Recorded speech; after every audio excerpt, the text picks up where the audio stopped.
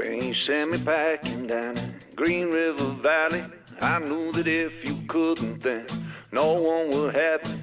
Lost myself drinking with those stray dogs in the attic too. Hey, this is Adam with Mile High Stash, the podcast that asks what 5 albums you would take to a remote Colorado cabin in the event of a zombie apocalypse, armed with only food, water, and a crank-powered Victrola. I'm taking a break from a whole lot of reading to bring you this episode featuring Taylor Sims of Everybody Loves an Outlaw and the Bonnie and Taylor Sims Band. Every year, Boulder Weekly has me write an article about my favorite new books about music, and that will be coming out in a few weeks. This year, a ton of good books arrived at my door. The mailman was very busy. From the huge new biography of Lou Reed to the graphic novel history of hip hop. Also, a Miles Davis graphic novel that's really cool. And then also, Yes, The Woman in Me by Britney Spears. It's been a lot of fun and a lot of reading. But also, as many of you know, I am making it my New Year's resolution or my Thanksgiving 2023 resolution to slow the fuck down and get to know my own mind a little bit more, which is kind of terrifying, and find out what an actual weekend is like, and hopefully be a much better father and partner. My teenager would probably rather watch paint dry than listen to Mile High Stash, but my amazing girlfriend sometimes listens, so I love you, Michaela, and I'm really sorry. So yeah, this is the last episode of Mile High Stash for at least a while. Also, thank you to everybody who packed Spirit Hound Distillery in Lyons on Friday night for the live recording of my interview with Taylor Sims, a guitarist, songwriter, and singer I really admire, not only as a musician, but also as a husband and a friend. Taylor and I play in a trio with Clay Rose, Gasoline Lollipops sometimes, and being on stage with him is such a blast. I also have a band called Rolling Harvest that is Neil Young and Bob Dylan tribute, and originally Taylor was going to be the front man along with Alexandra Schwann, who is the front woman, and he was just way too busy. So it was pretty funny that he started the show off the other night with the Neil Young song. Taylor is very astute and very professional, but he also knows how to dig in and kick ass with me and Clay, and I love the rare musicians who can balance the refined with the energetic and locked in. The other night at Spirit Hound, Taylor played a few songs, and then we talked, and then he played a couple more songs, which were off the new Bonnie and Taylor Sims album, which is a wonderful record and worth checking out. And I'm sure you've heard the song I See Red and not even known that it was Bonnie and Taylor Sims behind the Everybody Loves an Outlaw project. Thank you so much for listening to my chat with Taylor, especially if you were in the crowd at Spirit Hound and you're listening again for some reason. And thank you for sticking with me this last year. 55 episodes in 1 year is a lot, as I know, as my family knows. Maybe someday I'll do 1 Mile High Stash a month or something. I don't know yet. That's just not what's important at the moment. Anyway, here's my chat with Taylor Sims, live from Spirit Hound in Lyons, Colorado. After a few words from today's sponsor, the Boulder Roots Music Project, where actually Rolling Harvest is going to play on Friday, December 8th.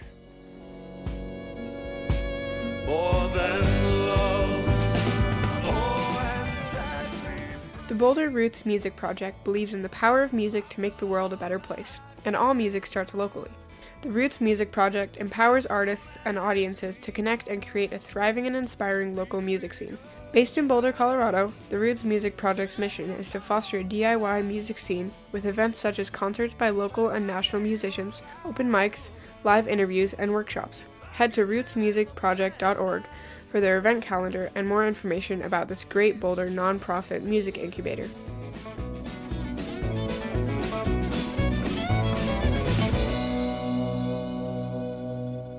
You guys are a really good listening audience. This is great. Like usually you don't combine alcohol and listening, together. So that's good. Speaking of alcohol, will you pass me my whiskey right over there before we jump into this? Yeah. Convo. This is my third time ever doing public speaking, and I'm enjoying some Spirit Hound whiskey. A friend of mine told me one time, in the company of strangers, you should limit yourself to 2 drinks, but I know like half of you, so I'll drink as much as I want. Taylor is from Texas. Yeah. East right. Texas?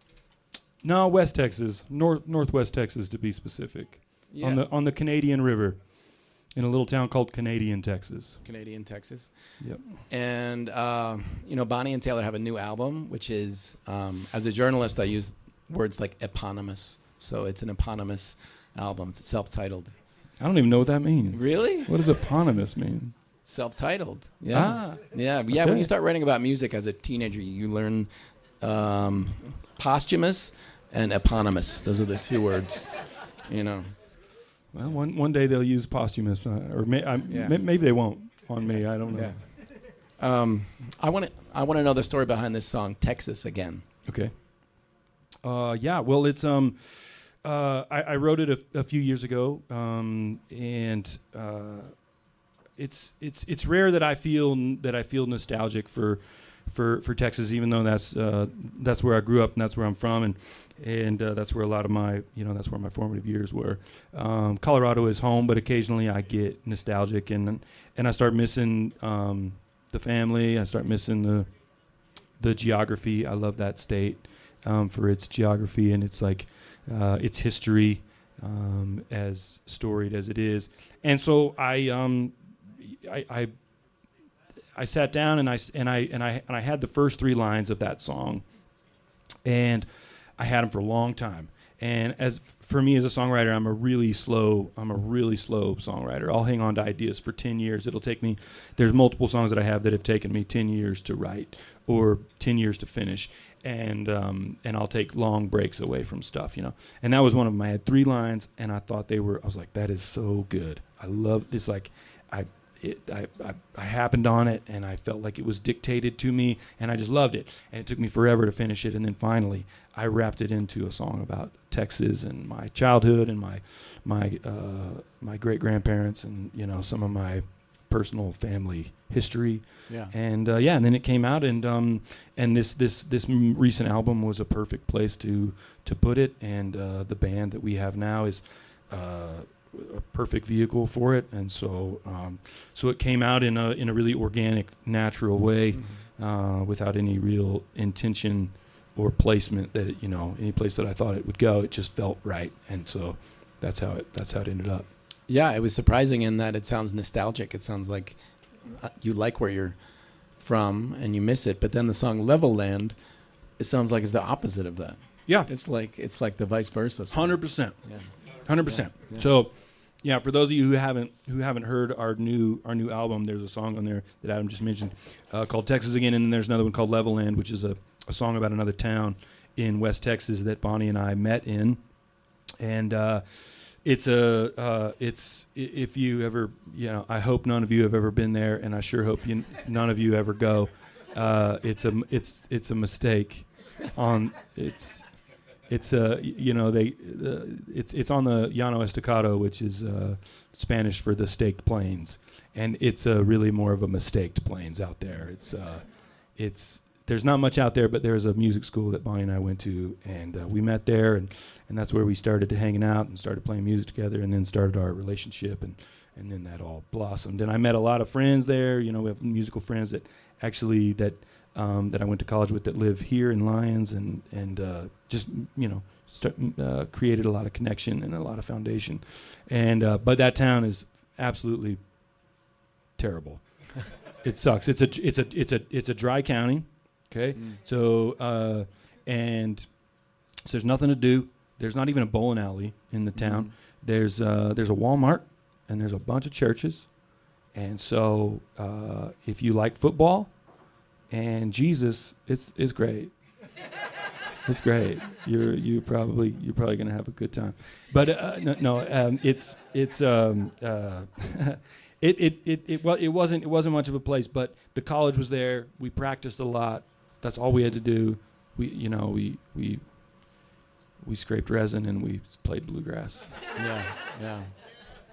So Taylor was just awarded a Colorado Sound Music Award. This is the second annual. Thank you.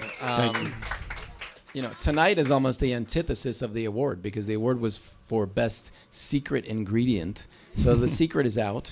Secret's out. I think that award really blew my cover. Yeah. You know. Yeah. I was told, I was hanging out with Clay right before the awards at the Boulder Theater, and he said that your wife had written you like a 5-page acceptance speech. But then She had. Yeah. She did. But then it was pretty brief what you said. It was. I didn't have much. I didn't really need to say too much.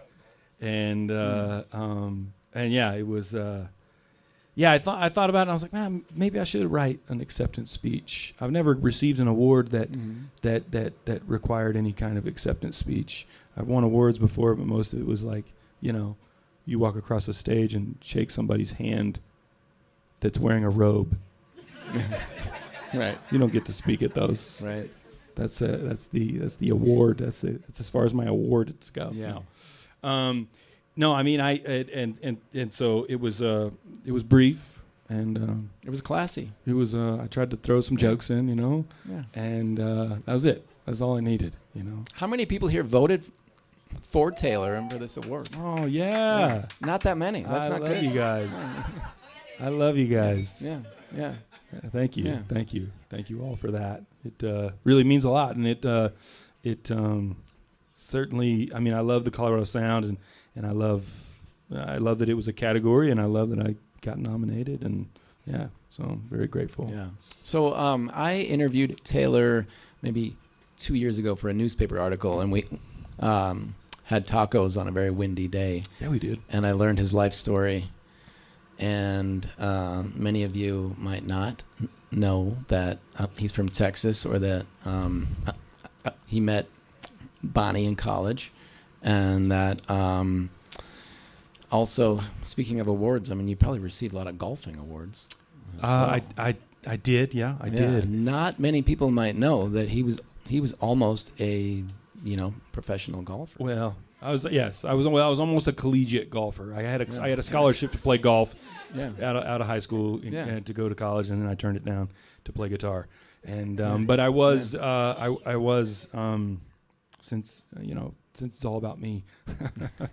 I was in the North Texas Junior PGA when I was like junior and senior year of high school, and so I was really close to going and pursuing like a career as a golfer. But man, those outfits. I was hoping you were going to show up tonight. Actually, I mentioned that. I want to see the golfing outfit. I love that game, but Jesus, dude. Yeah, and I I love that game. I still play. I'm not near as good as I used to be, but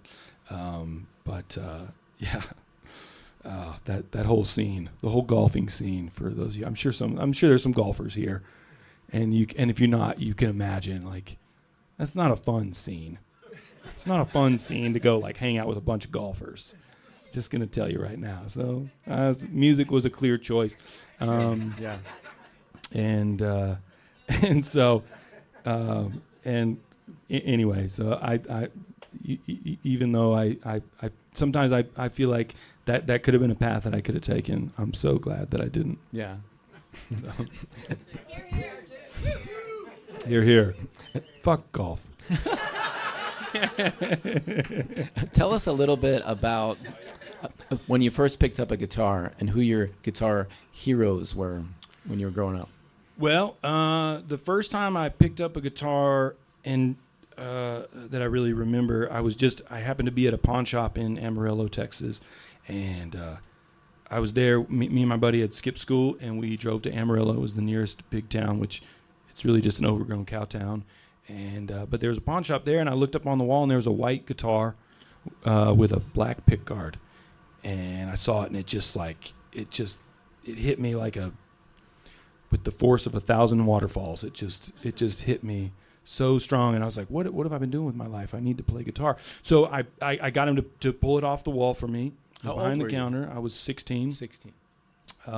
He pulled it off the wall, and I couldn't play anything. I didn't know any chords or anything, but I just had this magnetic pull from the universe. It was like, you need to learn. I need to learn this. And I actually had the thought in my mind, like, I've wasted my life Golfing. by golfing and like playing football and like all the other stupid things I was doing, you know. And so I pulled it off the wall, and it cost $160. I didn't have $160, I think I borrowed some money from my buddy that was there, and like I just knew I had to take it home, and so I took it home, and then I started, and from that day forward, I vowed that I would play guitar every day. Fuck yeah. So Was this an acoustic guitar? it was. Okay. It was. I don't have it anymore. I sold it to buy my second guitar. Yeah. And it was like very gaudy, it was a terrible instrument, but it was all white. And looking back, I wish I still had it, but I thought it was the best thing Yeah. that I'd ever seen. I thought you were going to say you were like 5 or 6 No. because that's how good you are. No, I wish I was too, I don't know. There was music around, there's music around my family, and, my dad's a huge country music fan, and I grew up singing in church, and my mom was in the choir and stuff. And, but I, in those days, I like struggled so hard to just be cool. I thought, it was like, if I could just be cool, I was like, that was my goal, Yeah. I wanted to just be cool, and like music wasn't cool, at least around there, Right. like, and Football was cool. Football was cool. Mm-hmm. So I tried to do that, and like the music that I was that I could have played, like band, that was like, I thought that was the most uncool thing. Which now I look back and I'm like, I'm an idiot. I was just trying to be too cool. Yeah. So music was never a thing until that guitar came along. So you end up studying music in college, and you kind of majored in bluegrass. Yeah, I did. But I want to ask Bonnie, when you met him, was he cool? Oh. Hey, sometimes vanity and superficiality pays off. I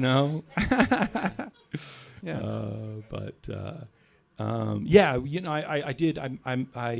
I went to South Plains College, which is in Levelland, Texas, and they have a great music program there, and they have a really unique music program. They're the first college in the country to offer a commercial music program, as opposed to a more symphonic-based, right. classical-based training. Where this one was more... It's more practical. More practical, very practical. And so you could go and you could study music business, you could study sound engineering, you could study how to be in a band, how to how to promote yourself, how to, how to learn songs, how to train your ear to learn songs off a record, how to and how to write charts, how to basically exist as a working musician in a professional and commerce space. I always think that music schools should have a van in the parking lot, and that should be a part of your class. Is you all go sit in the van for like 6 hours. 100%, dude. And then you're like, this, I need to learn this. I need to be able to do this. God, that would that would make graduation levels just plummet, dude. Yeah. There would be so few students stick around after that, because that is part of it that no one ever tells you, that van life, you're going to be married to 4 or 5 other people that you may or may not like, varying levels of I guess, and you might get divorced too. You have to go through divorces. Yeah, you got to go through divorces. You gotta go. Yeah, it's They didn't teach us that. No. It was practical, but they didn't teach us that. Yeah. I'm glad they didn't, because I don't know if I would have stuck through it, you know? Yeah. I actually had a teacher, funny enough, like my one of my great mentors of my life. He took me aside on, my last week of school before I left, and he asked me like what my plans were, and I said, well, I think I'm gonna give it a go. I think I'm gonna go, like, I want to start a band. I want to make albums. And I want to do that. And he looked at me. He kind of like pulled my chair. I was on a roller chair, and he kind of like pulled my chair where we were knee to knee, and he looked me right in the eye. And he's a great musician, a legend. His name's Alan Mundy, and he pulled me close, and he said, "Don't do what I did." He was very serious, and he said, "Go have a family. Like, go, like, don't do what I did." And he was jaded. Of course, he had been kind of stomped on by the music business, but it took a lot to not heed his charge, and I didn't. I was like, nah. I was like, I'm going to do exactly what you did. I'm going to try at least. Yeah. But, yeah. So Taylor ends up in Colorado with Spring Creek, which really takes off. Yeah. And wins a lot of awards. You win a lot of awards, And correct me if I'm wrong, but as the story goes, you called Bonnie one time and said, I really want you to come out here. Yeah. And she said, I might be thinking, she says, well, you got to marry me. That's exactly true. 100%. Yeah. Almost verbatim. Yeah. No, she said, well, so I did. That's exactly right. I asked her to come out to Colorado, and she was like, well, I really want to go to Nashville. She had these two great friends, and they're twins. They're identical twins, and they're amazing musicians, some of the best that we know. And Bonnie was in a trio with them, and they're fantastic. They're moving to Nashville after college, and Bonnie was like, well, I kind of want to move to Nashville to be with Penny and Katie and to start music with them. And I was like, well, why don't you come to Colorado? And then she said, well, I'm not going to move up there unless we're getting married. And so she got down on one knee.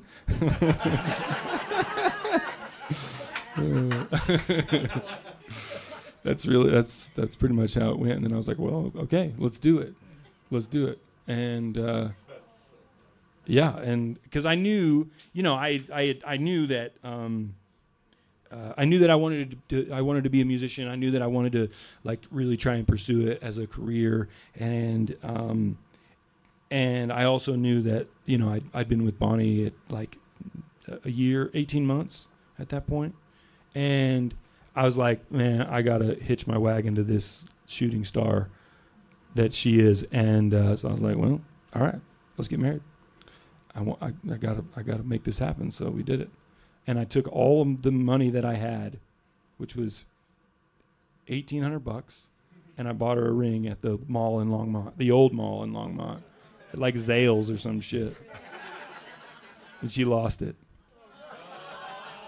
She lost it like year number 2 of marriage. So it goes.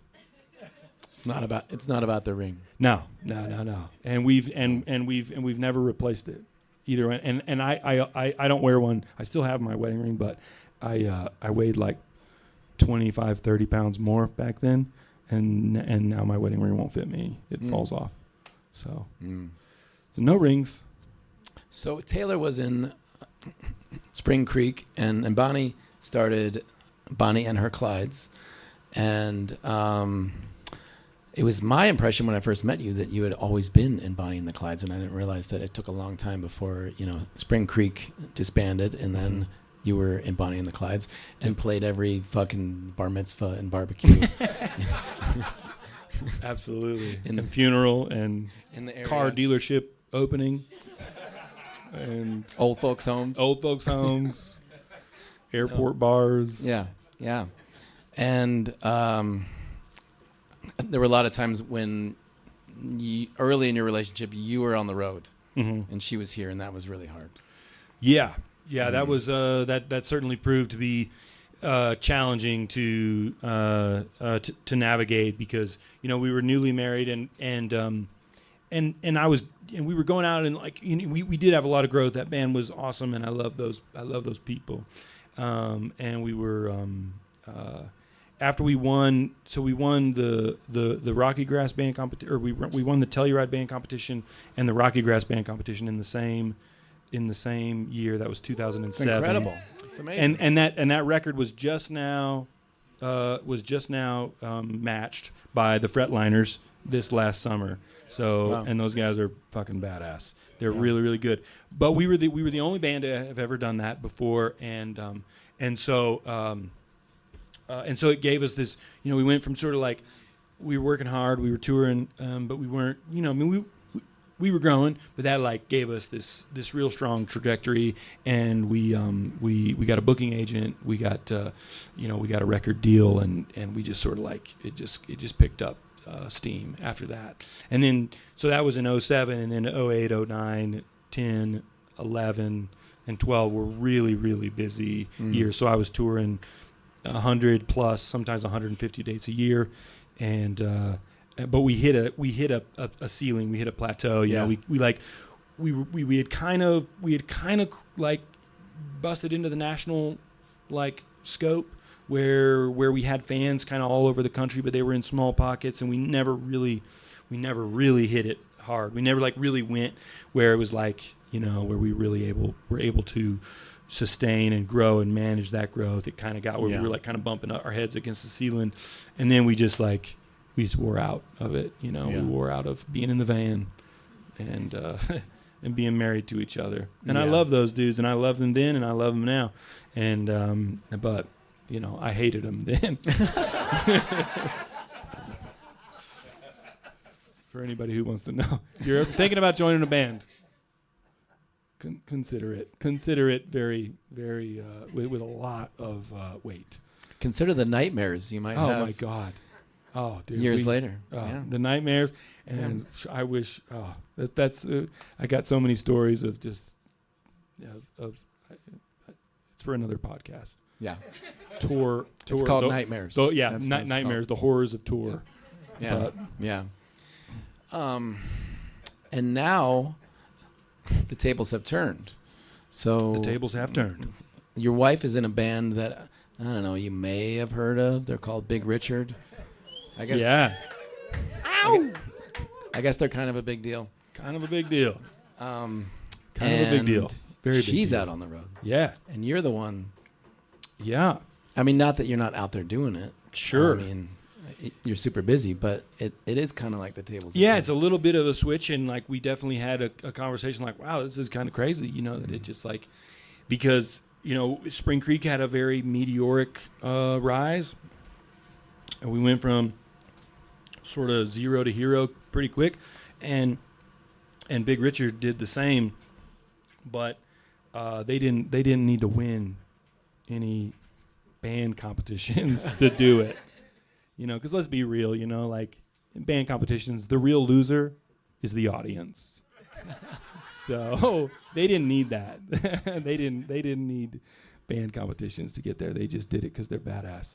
They didn't even have an album. They didn't have an album, and they were like playing Telluride on the main stage at 6 p.m. on Saturday without an album. That's awesome. It's amazing. It's nothing like I've ever seen, or many of us have never seen. I mean, that was their album, Live at Telluride. Yeah, that became the album. Yeah. And and it's great. It's great to be just sort of, to just sit back and be a fanboy of it. And it's amazing. I love it. Well, it's kind of like Charlie's Angels and you're Charlie. Yeah. I don't know. I get to. Oh, Bonnie's telling me to say something. She's telling me to tell everybody that I named the band Big Richard. Oh, that was my idea. They just to tell you a little bit of their story. So they got together because a festival lineup. I won't name names of the festival, but a festival lineup contacted Eve, the fiddle player, to put together an all-female group because the lineup was a sausage fest. They realized they hadn't booked, and they were like, "Oh, well, we we should get some ladies here, you know, totally after the fact, very tokenizing in that moment. But weren't they originally going to be called like the Rocky Mountain Sky Dicks or something like that? Spirit Dicks of the Rocky Rocky Mountains. Mountains. That was the name. As a jab, of like, you want us? This is what it's called. And so, and they rehearsed at our house for the first time, and in preparation for that festival set, and they played that, or they rehearsed, and I heard that first rehearsal, and I was like, holy shit, this is amazing. This is like, the electricity and the chemistry was just like the voices palpable. together. It was so good. Yeah. From like note one, from beat one, it was amazing.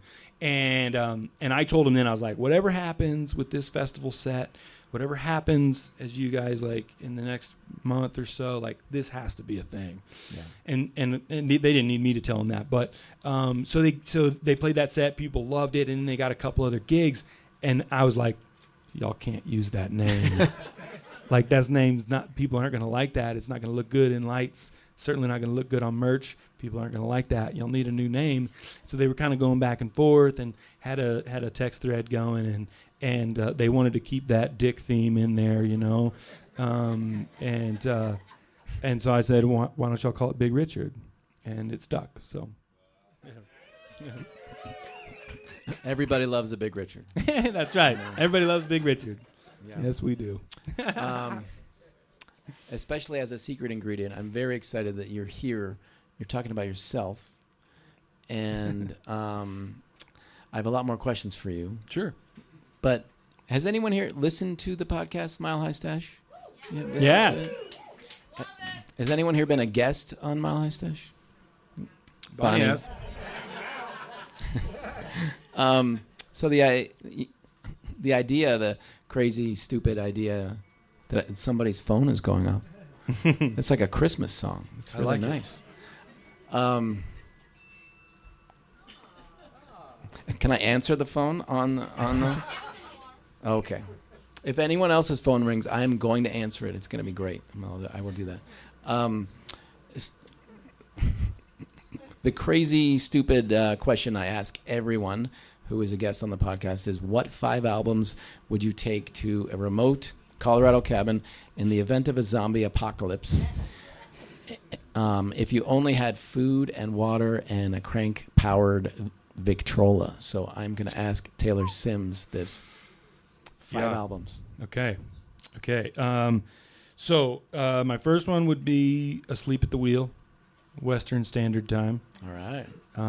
Which is an amazing album from an amazing band. If you never heard it, I used to sit in. We had a big bay window in our house as a child, and I used to sit in the bay window and listen to it. It was on tape, and I wore out like 4 different tapes of that album as a kid, as a child, as like a, I was in diapers. I listened to that album, and it's fascinating that you didn't pick up a guitar until you were 16 because you were musical. I know. Again, I was trying to be cool, and I didn't know what cool was. Jesus and football. Jesus and football. That was it. That was what was cool. So that'd be number one. My second one would be Bob Dylan, "Oh Mercy." Wow. Most of the time. Yeah, most of the time. The shit. Man in the Long Black Coat. Yeah, that's a great album. And that was one that is always in rotation, regardless of, I'm a huge Dylan head, and that one's always at the top for me. There's a lot at the top, but that one's always at the top. That was the first album he made with Daniel Lanois. Yeah, and it was kind of rocky. Like, they weren't super happy with the results, but then Time Out of Mind, they did it again, and they won Album of the Year. And that's my favorite Bob Dylan album. Time Out of Mind and Oh Mercy are like, they're so close in my mind. They both of those albums like significantly changed my life. Yeah. Time Out of Mind changed my life first, and then I heard Oh Mercy. Yeah. And so, because I heard Time Out of Mind and then Love and Theft like kind of at the same time. Yeah. And so those albums were huge. But then I sort of started digging through, especially those like weird Christian years that he had there in the 80s. Saved and all Saved that. and Slow Train Coming and like Empire Burlesque, and Oh Mercy was at the very end of that. And Didn't you pick Oh Mercy too, Bonnie? Yeah, she was. It was a huge connect. Yeah, well, yeah. that was honestly, to be sappy and annoying here. That was how we came together. We were like, we would lay in when we first started dating. When we first hooked up, we would lay in bed and like quote Dylan lyrics to each other. We'd like see, oh, there's one verse, and then she'd get the next verse, and then I'd get the next verse. That's disgusting. It's disgusting. It was disgusting, but I love it. It was disgusting for everybody but us.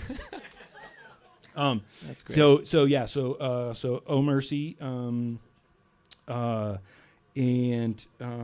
the other one? The Willis Allen Ramsey album You that played one of I his played. I songs played Spider before, John, and it's just it's his only album that he ever made. He's amazing. He's like a Texas songwriter guy.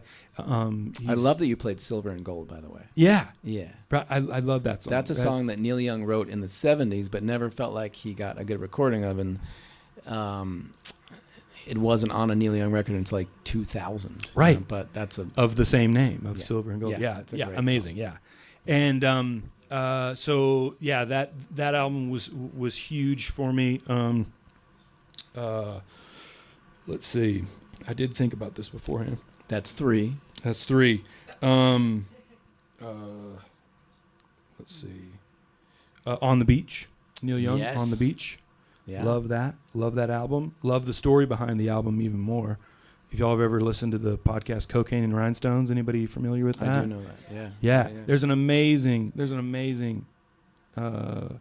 episode about that album and about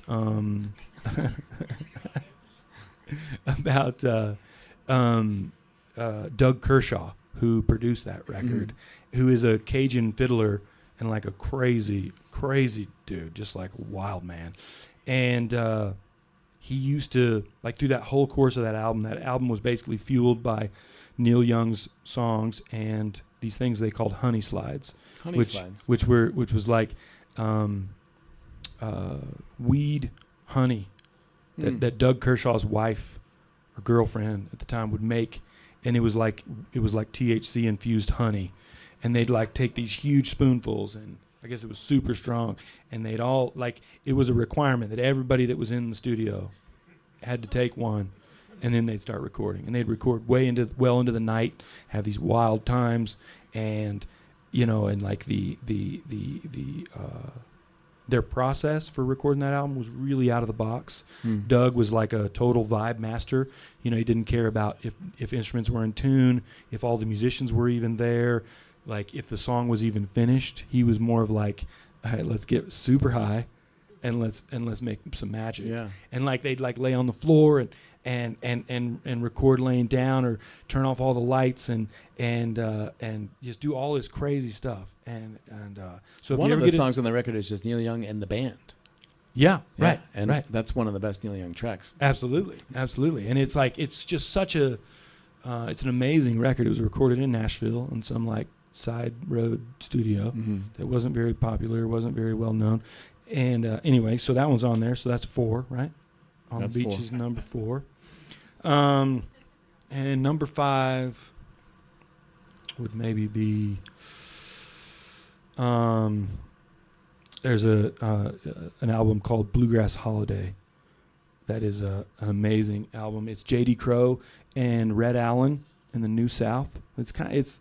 So let me back up. So it's a live album, and it's J.D. Crowe and Red Allen. J.D. Crowe's a banjo player from back in the day. Red Allen's an amazing guitar player and singer from back in the day. And they had a band, and they had a residency at a Holiday Inn in Louisville, Kentucky for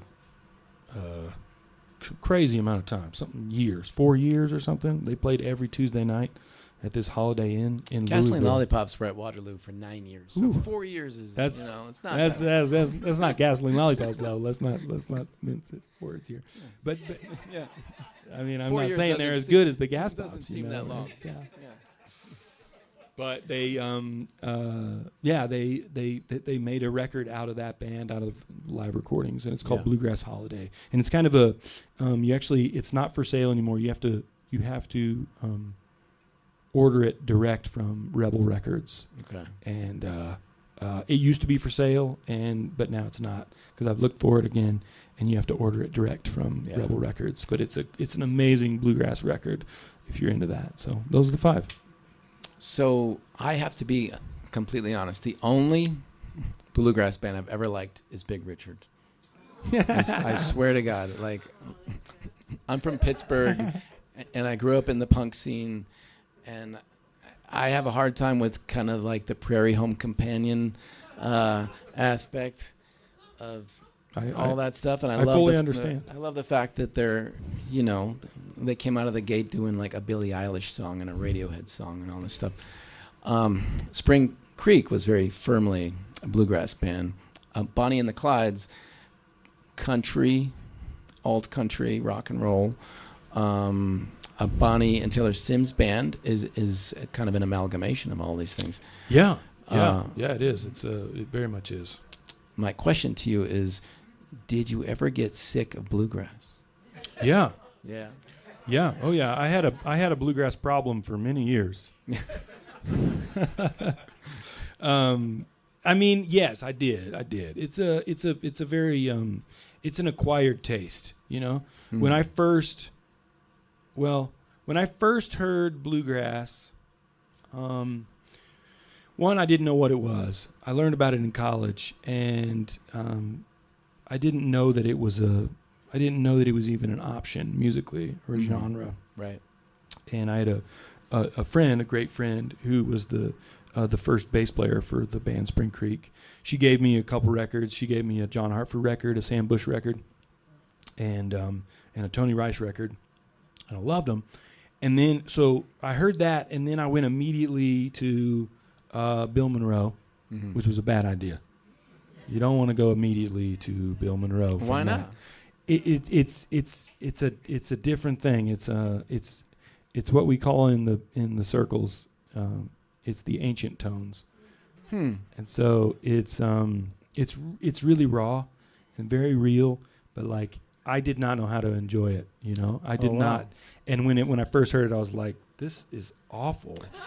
It's like it's what you think. It's the high nasal singing, and it's just this like, it's you know, I'm not going to run it down the flagpole, but I didn't know. I had no idea. I was like, this is too much, man. Yeah. This is too much. It's kind of like, you know, when you first start, you know, drinking, or you first start doing drugs or something. You're like, why do people like this? Yeah, you're like, what is this? Or like, you know, you take your first taste of anything, and if they give you the hero dose first, right, you're fucked. And so, like, you got to ease in, man. You got to ease into that stuff. But this is interesting to me as somebody, you know, who grew up listening to Minor Threat and stuff like this. When I heard Dr. Joy Adams singing Greasy Coat, I was like, no, it was what you're talking about. It was this old-timey stuff, and I thought, this is fucking punk rock. Yeah. And I like that stuff. And there's a song called Ruby, Are You Mad at Your Man? Oh, yeah. By, is it the Osbournes? Is that what they're called? Mm-hmm. It is so, it's like listening to Minor Threat singing bluegrass.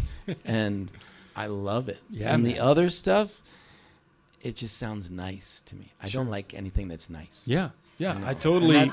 And that's why I'm asking, did you have a moment where you're like, I'm kind of sick of this really nice stuff? Yes, I did. I definitely had a moment where it like, I mean, it was fueled by a couple things. It was fueled that I had played it on stage for years at that time, and so that had an impact on it. And then I just, you know, I was listening to all kinds of different music, and bluegrass is a traditional art form, and so it is.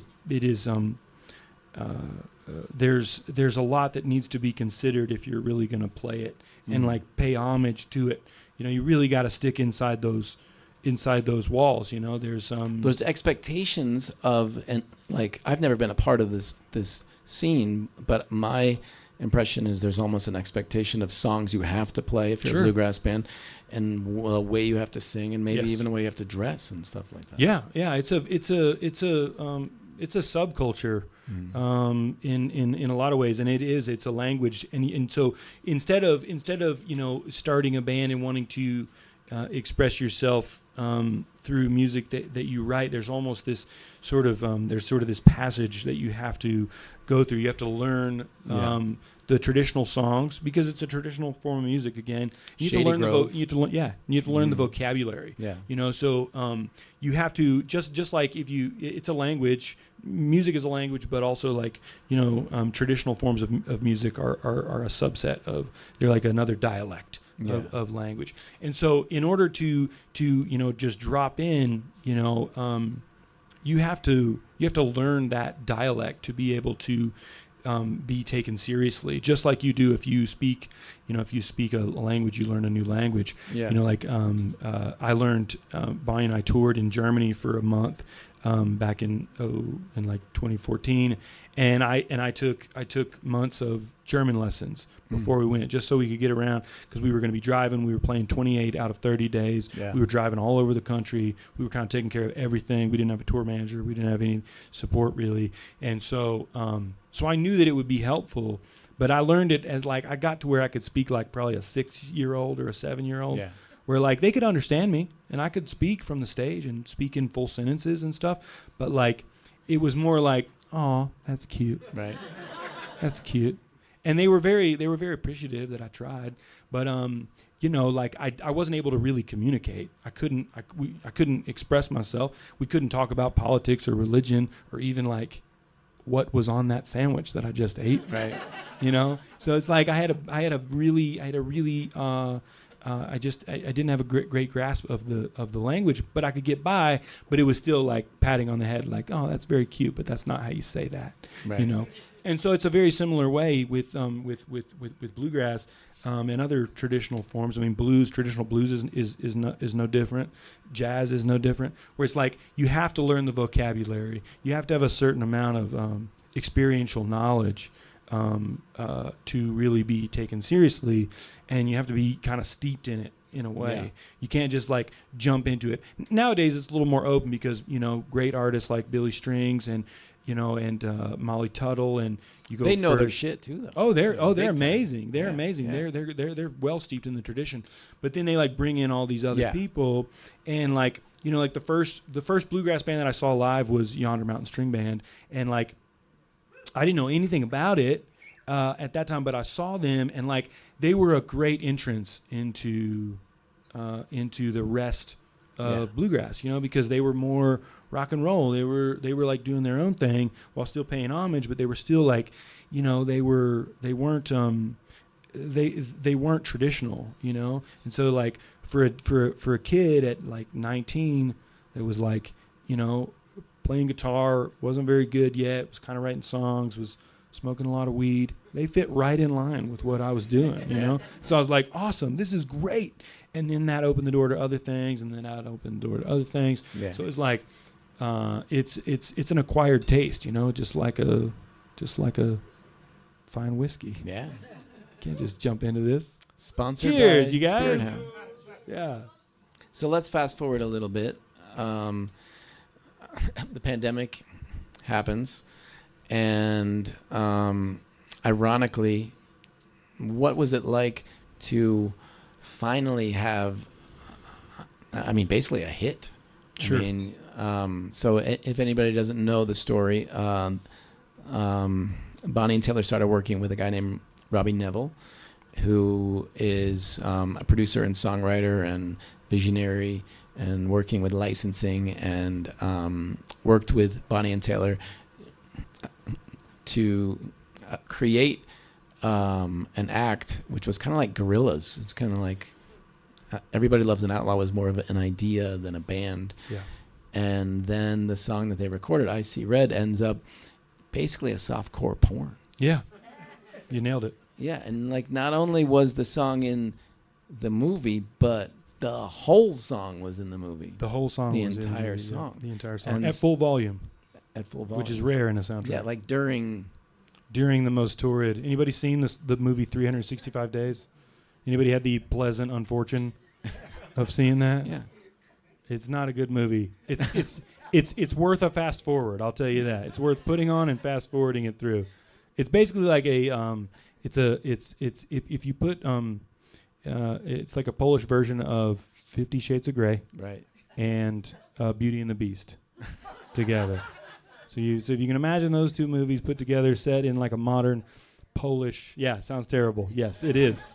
It is. It sounds terrible. It's really rapey, and it's not good. It's not good. So the main two characters is a woman and this dude, and she is held captive, and she has 1 year, 365 days to fall in love with this guy, who his name's Massimo, and if I needed to say that, and so anyway, the most of the movie is like leading up. It's like she's being captive. She's it's forceful and it's bad, and so all these scenes. But then she finally falls in love with him on the boat, and they have this like crazy sex scene, the craziest sex scene I've ever seen that was not like pornography, that was not something that you clear your search history to watch. You know what I'm saying?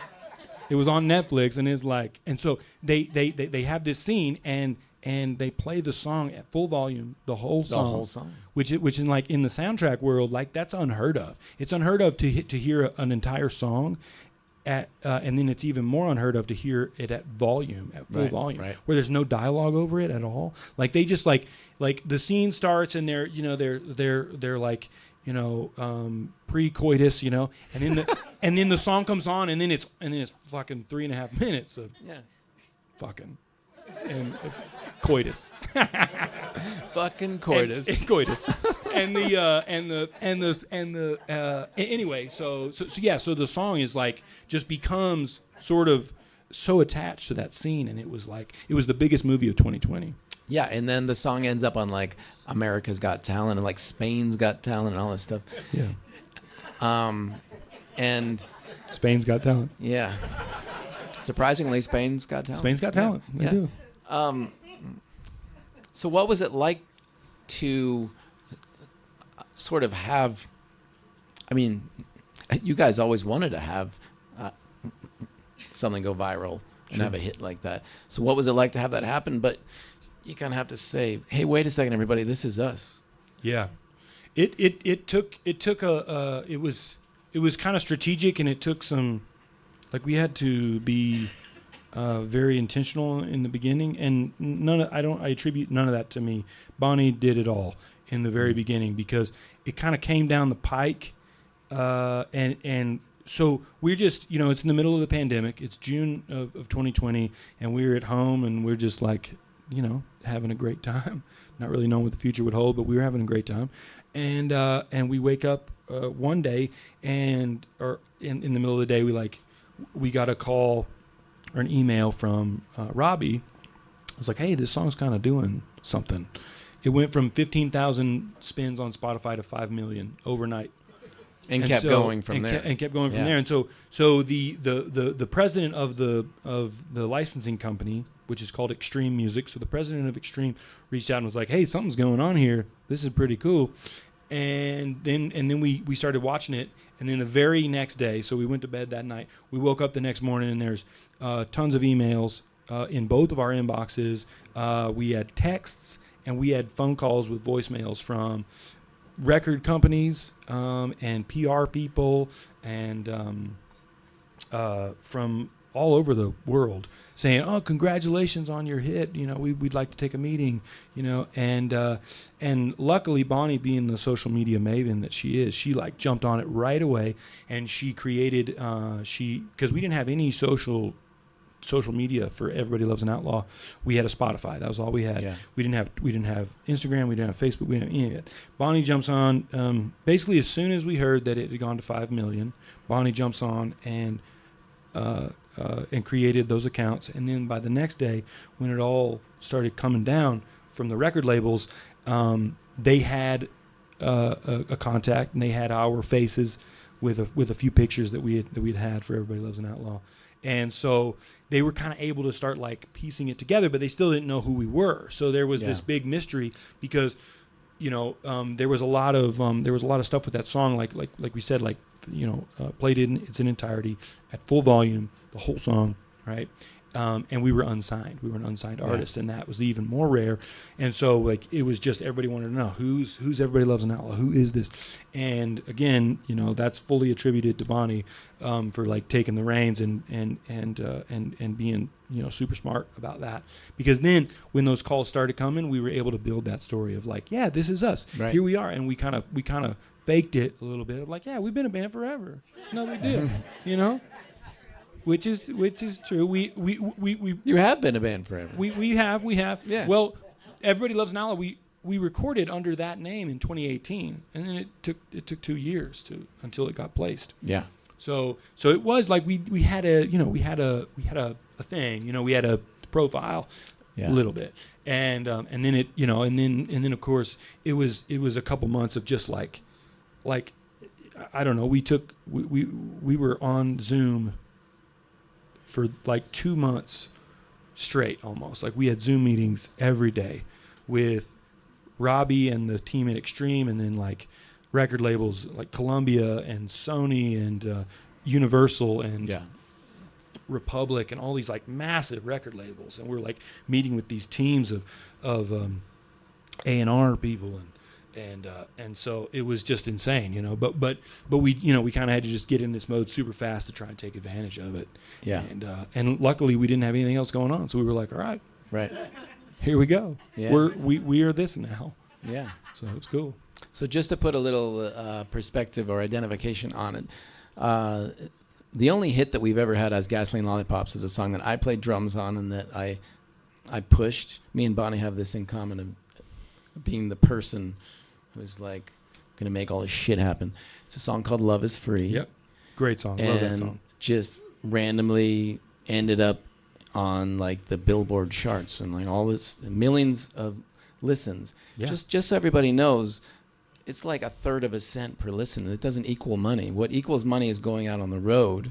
And, me and Clay and Donnie and now Brad have families, and there wasn't really an opportunity to be like, we're going to go sleep on floors and play every place.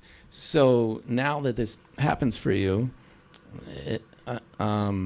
explain to us sort of the effort to have a symbiotic Bonnie and Taylor Sims and Everybody Loves an Outlaw and go out on the road and say, we're here. This is us. This is all us. Yeah. Well, it was, it's, again, like the pandemic really worked to our advantage in that regard, right? Because we didn't have anything going on. We didn't have any gigs that were competing with our marketing. Yeah. And we were able to just sort of take it on. And there certainly was some moments of existential, crises or just where we were just sort of shoved into this new thing, just like fully, completely shoved into it, and so we had to make constant adjustments. We were constantly sort of recalibrating, making sure that we were telling the story correctly, making sure that we were like looking good to these people that had potential opportunities for us. We were like thrust into this upper echelon of the music business where, like we're taking meetings with the biggest record labels that exist today. Yeah. And that was something that we never, we never set our sights on that as independent musicians before, because of the style of music that we play and just because of who we are as people. We never hung our hat on that was going to be something that we were striving for. Like if fame was a byproduct of our music, great. But it was never ever a target that we shot for. Right. It was always like, well, in the world, we all know this, like a lot of times fame equals fortune. And so like, it was like, if we get there, great, we'll take it. But, this was certainly a different opportunity and a different situation all the way around. And so we were, just immediately thrust into it. So we did have to kind of change our messaging, change who we were. But the pandemic was really good for us because, we weren't playing anymore. Bonnie and the Clydes was totally on hold, on hiatus at that point. And the record label Columbia that we ended up signing with, they asked us to put Bonnie and the Clydes on hold. If they were like, would you guys? And they were very nice about it. They weren't big industry and like heavy-handed. They were like, hey, would it be cool if you guys like put Bonnie and the Clydes on hold in terms of marketing so that we can really push this? And we were like, absolutely. You were like, wait, no more bar mitzvahs? Yeah, no more bar mitzvahs or funerals or bars with no one in them, and they won't turn the TV off, and they won't unplug the cigarette machine so that we can plug our PA in. No more of that. Oh, damn. Yeah. Shoot, I'm upset. But so it was and it was an easy transition in that time because nobody was working, and so we were really able to just like grab those reins and just take them, Yeah. And so, but we had to kind of constantly shift. To answer your question, we had to constantly sort of like be shifting and telling our story in a way that we thought had sustainability and longevity, where that we wouldn't get lost in like just, we're Everybody Loves an Outlaw now. We wanted to kind of maintain who we were, the roots of it, and that it was us, that when people came looking, that they would find us, and then that we were not just that name, and we were not just that song, that there was something more behind it. So it was tough. It was not without its challenges, but it was, we just tried to be really strategic with it. Yeah. So I hope that everybody listens to this new Bonnie and Taylor Sims eponymous album. Yeah. And I'm hoping that after our little chat, that you can play a couple of the songs that you sing on that. Absolutely. There were a couple questions submitted. Sure. And one of them was, how was the show at the Whiskey in L.A.? Oh, it was amazing. It was wild. It was, it's a historic venue, a lot of vibes, a lot of wonderful, times have been there, and you can feel that when you're on stage there. For God's sakes, Guns N' Roses broke there, Some really iconic music has been made there. The Doors. And the Doors too, exactly. And and so it had that feeling, whether that whether that just exists. If you were to walk in there and not know it, I don't know if you could feel it, but I certainly could feel it. Yeah. And so it was the show was a Halloween show that was put together by this company Extreme that we have our music licensed with. And so they threw this very elaborate Halloween party there, and they bought caskets. So it was like a big funeral. It was like a funeral themed party. So there's a big casket on the front of the stage with real flowers, big flower arrangements. There was a casket upstairs you could take a picture with. You could even get in it, I think. And then they had this other section that was heaven, so you could go through the funeral, go through your own funeral sort of, and then you drifted outside, and it was all white, white sheets, and they had clouds dangling, and they had a string quintet playing, and all this wild shit. And so you kind of drift through there, and you're like, this is crazy, and you drift back in, and then you're back in the funeral, and it was just insane, so there's all these, and it was kind of it was super fun to be there, but it was kind of, there's a lot of industry stuff. There was a lot of schmoozing. There was a lot of music supervisors, people who are in charge of putting music in Netflix movies and in television and stuff and commercials, and so they're kind of stuffed shirts. They're sort of hard to impress, and they kind of have this vibe of oh okay, yeah, that's something, wow, okay, good job, and so and once you sort of that wasn't a pervasive vibe. It was definitely there, but it was a little bit of that. But it was super fun, and the band that we played with, it wasn't our band, Everybody Loves an Outlaw, but it was we did play some of those songs, and then we sat in on a bunch of other ones, and it was just a fun, rowdy rock and roll show, and it was nice. Awesome. It was very memorable. Another I bought question. This hat. I bought you this got hat that in LA that day. Nice. So mustard, baby, mustard hat. Another question was, how does the Colorado music scene compare to these other more stereotypically national scenes like Nashville and Los Angeles?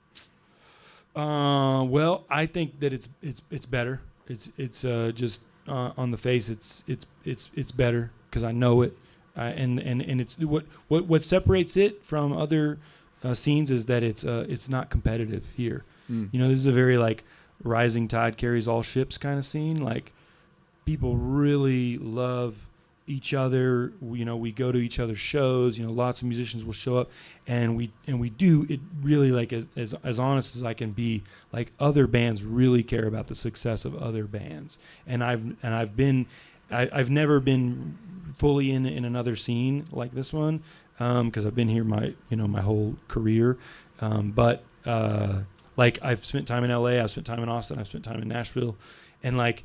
They're all great, but they have this competitive edge where it's like, well, if you get that gig, then I'm not going to get that gig. It's like dog eat dog world. Yeah, and they might not be like overt where they're like mean about it or like they lead with that sort of attitude, but you can feel it, you know, where it's like, well, I'm happy for you, but if you get that gig, I don't eat, or you know, it has that kind of vibe. And this does not have that vibe. It's sort of like the Dark Horse, you know, in a way where no one expects it to be anything. You know, no one. I mean, Denver has a decent scene, but like the area is not really known as like a music scene like Austin or Nashville does. Right. And so there's less competition.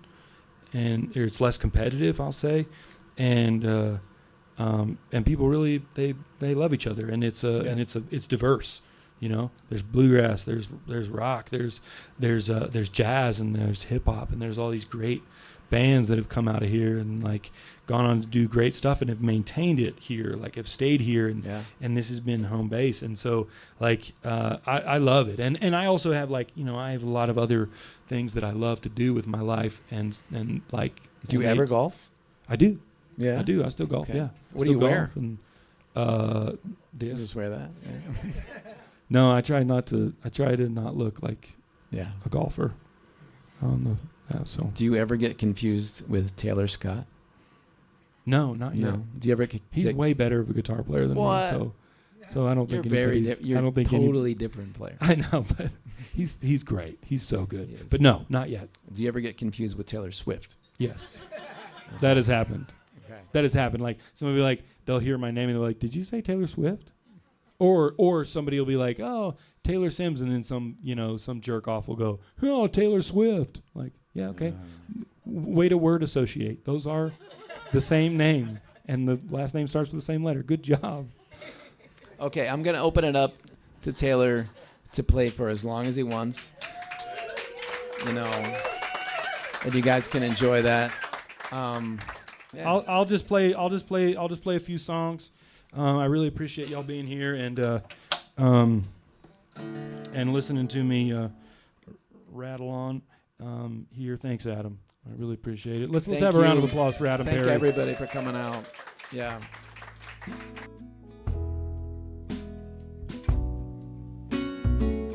I'll give you another hour, then I gotta run, I gotta fly away. That was Taylor Sims of the Bonnie and Taylor Sims Band. Everybody Loves an Outlaw, and a lot more. Thanks so much for listening to my chat with Taylor and for your support of Mile High Stash over the last year. From the listeners to the sponsors to Michaela and Sydney, a.k.a. Say, who might be asking me to start Mile High Stash up again soon when I start getting on their nerves. All right, we'll talk soon. Actually, we will definitely not talk soon, but we will talk at some point. Ciao.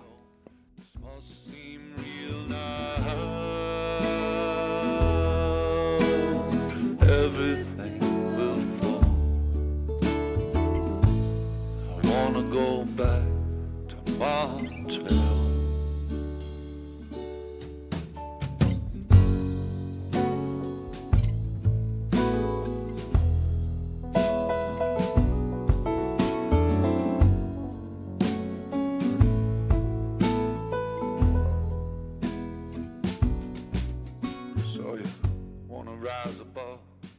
sensuality.